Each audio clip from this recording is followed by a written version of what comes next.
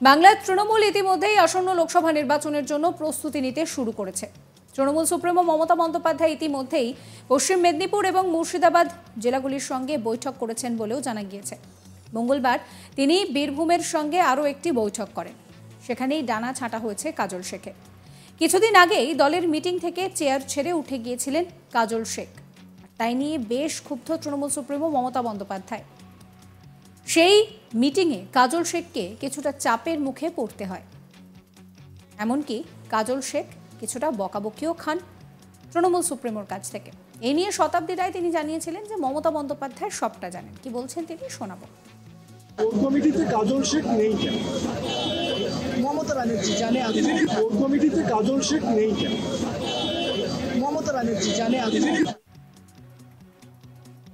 তবে এই নিয়ে এবার মুখ খুলেছেন মুখ্যমন্ত্রী মমতা বন্দ্যোপাধ্যায়। তিনি বলেন কাজল শেখকে নিয়ে অনেক পলিটিক্স করেছে। ও তো জেলা পরিষদের সভাপতি, ওকে তো দায়িত্ব দেওয়া হয়েছে। মমতা বন্দ্যোপাধ্যায় কি বলছেন শোনাবো।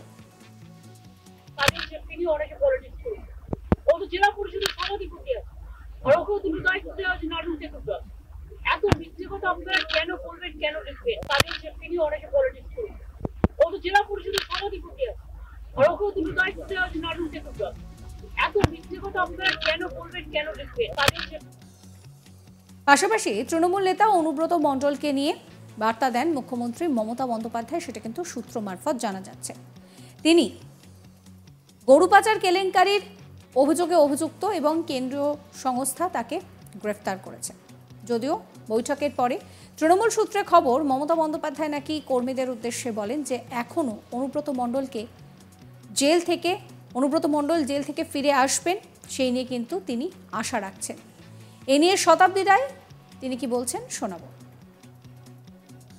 অনুব্রত ছাড়া লোকসভা নির্বাচন হতে চলেছে, সেটা কি বার্তা দিলেন? এবং অনুব্রত মণ্ডল বেরিয়ে আসবে, অন্তত আজীবন তাকে রাখা হবে। সেটা বললেন মমতা বন্দ্যোপাধ্যায় বললেন, নিশ্চয়ই বলেছে অনুব্রত মণ্ডল বেরিয়ে আসবে এবং তাকে, সে তো সাংগঠনিক জায়গা থেকে আমাদের দলের জন্য অনেকদিন অনেক কাজ করেছে এবং এখনো যে জায়গায় সেটা দলের জন্য রয়েছে। সুতরাং তাকে সম্মান দেওয়া, তাকে ভুলে না যাওয়ার ব্যাপার, যে তাকে তার সব সংগঠনকে উল্টে ফেলা সেটি হবে না। এবং অনুব্রত মণ্ডল ফিরে আসলে তার জায়গাটা থাকবে। তার যে সাংগঠনিক জায়গাগুলো ছিল, যারা তার সংগঠনে ছিল, তাদেরকে একদম পাল্টে দিয়ে দেওয়ার ভাবনা কেউ না। তৃণমূলের অভ্যন্তরীণ সূত্র মতে বীরভূম জেলার সাংগঠনিক সভায় মমতা বন্দ্যোপাধ্যায় স্পষ্টভাবে সবাইকে বিশ্বাস রাখতে নির্দেশ দিয়েছেন। অনুব্রত মণ্ডল ফিরে আসবে সেই নিয়েও বিশ্বাস রাখতে বলেছেন। আর কোনো কারণ ছাড়াই তাকে কারাগারে আটকে রাখা হয়েছে সেই কথাও বলেছেন। তিনি সবাইকে তার প্রতি শ্রদ্ধাশীল হওয়ারও পরামর্শ দেন। তৃণমূলের অভ্যন্তরীণ সূত্র অনুসারে মমতা বন্দ্যোপাধ্যায় বলেছিলেন যে অনুব্রত জেল থেকে ফিরে আসার পরে তার অবস্থান ফিরে পাবেন। তৃণমূল সাংসদ শতাব্দী রায় বলেন যে মমতা বন্দ্যোপাধ্যায় আমাদের বীরভূম থেকে এমপির 2টি আসন পেতে চলেছেন। তিনি আমাদের ঐক্যবদ্ধভাবে কাজ করতে বলেছেন এবং অনুব্রত মণ্ডলের প্রতি কিছুটা সহানুভূতিশীল থাকতে বলেছেন। জেল থেকে ফিরে আসার পর তিনি আবার পার্টিতে ফিরে আসবেন। শোনাবো শতাব্দী রায়ের কথা। অনুব্রত মণ্ডল ফিরে এলে যথাযোগ্য সম্মান, সংগঠনে তিনি যে সম্মান নিয়েছিলেন সেটা পাবেন। হ্যাঁ, মানে তার সাংগঠনিক যে জায়গাটা আছে নিশ্চয়ই তাকে সম্মান দেওয়া উচিত বা তাকে ভুলে যাওয়া উচিত এবং তার লোকেরাও সেই বিষয়টা পাওয়া উচিত, তার অনুদান। মানে অনুব্রত মণ্ডল ফিরে এলে সে তার জায়গায় ফিরে পাবে, তাই তো? হ্যাঁ, মানে নিশ্চয়ই সেটা ফিরে পাবে। সেটা সেই কথাটা স্পেসিফিক আমি বলছি না বা বলা হয়নি। যেটা বলা হয়েছে যে তার সংগঠনে যেভাবে তিনি যাদের দিয়ে সংগঠনটা করতেন তাদেরকে সরিয়ে না দেওয়ার জন্য। এছাড়াও শতাব্দী রায় বলেন যে আমরা কোথাও বিজেপিকে অনুমতি দেব না, আমরা বিরোধিতা করব। তারা আমাদের বিভিন্ন স্কিমের জন্য টাকা দিচ্ছিল না। ইতিমধ্যেই আমাদের রাজ্যের অনেক প্রকল্প বন্ধ হয়ে গিয়েছে। কি বলছেন তিনি শোনাবো।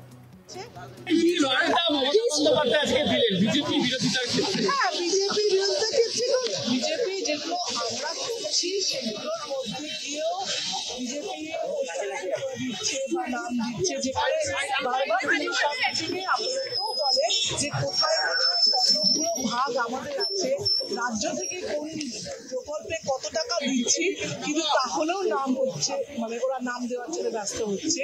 এবং যখন আমাদের স্কিমগুলোকে যে স্কিমে অনেক স্কিম ওরা বন্ধ করে দিয়েছে, অনেক স্কিম টাকা দেয়নি, সেগুলো আমাদের সরকার দিয়ে করছে, সেগুলো এবং বিজেপি এই একই কথা, ধর্ম উৎসব সমাজের সবসময় জায়গা দিয়ে বিজেপি যেগুলো করছে আরোপিত চাপিয়ে দেওয়া হচ্ছে, ধর্মের নাম করে রাজনীতি করা হচ্ছে, সেগুলো নিশ্চয়ই আমরা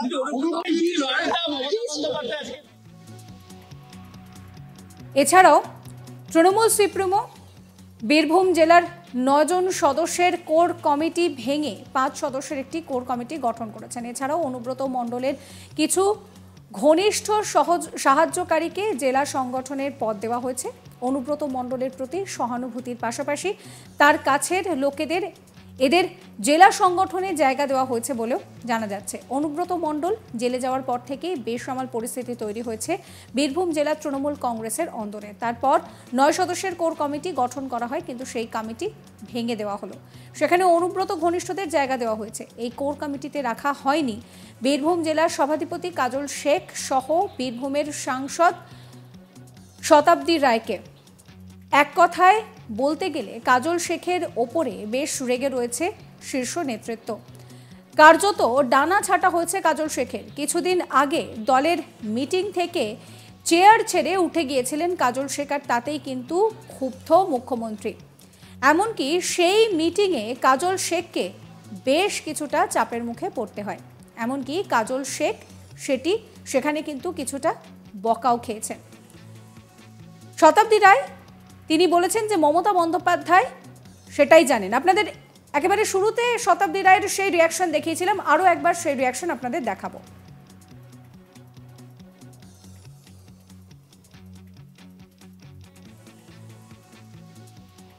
কোর কমিটিতে কাজল শেখ নেই কেন?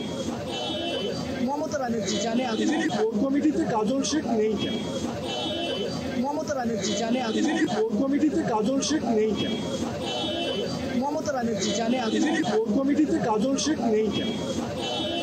মমতা ব্যানার্জি জানে আগে। কোর কমিটিতে কাজল শেখ নেই কেন? মমতা ব্যানার্জি জানে আগে। কোর কমিটিতে কাজল শেখ নেই কেন? মমতা ব্যানার্জি জানে আগে।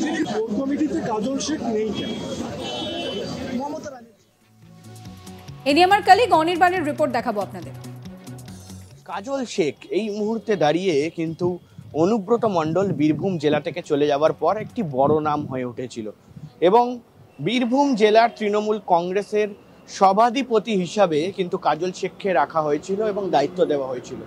কিন্তু তিনি তার দায়িত্ব কতটা পালন করছিলেন, কতটাই বা নিজের দায়িত্ব বুঝে নিয়েছিলেন অনুব্রত মণ্ডল চলে যাওয়ার পরে, সেই প্রশ্ন কিন্তু উঠতে শুরু করে। কারণ তৃণমূল সূত্রে আমরা যা খবর পাই সেখানে কিন্তু কাজল শেখ কোথাও গিয়ে তার নিজস্ব যে কার্যকলাপ সেই কার্যকলাপ তো চালাচ্ছিলেন, কিন্তু তার পাশাপাশি অনুব্রত মণ্ডল তার কাছের মানুষজনকে কোথাও গিয়ে কিন্তু সরিয়ে দেওয়া হচ্ছিল, এমনটা কিন্তু খবর তৃণমূল কংগ্রেস সূত্রে।